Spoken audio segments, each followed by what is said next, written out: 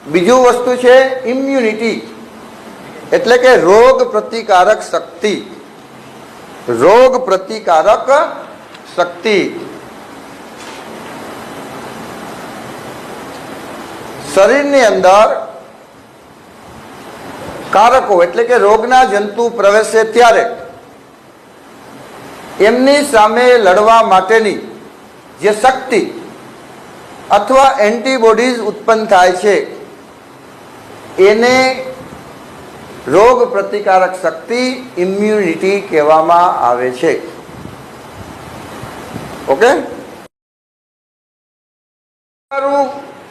Mother care, આ બહુ IMP પ્રશ્ન વ્યાખ્યા છે. કાંગારૂ મધર કેર એટલે શું? તો કે નવજાત શિશુની અંદર, ધ્યાનથી સાંભળજો, પછી તમારી પાસે લખાવાનું છે. નવજાત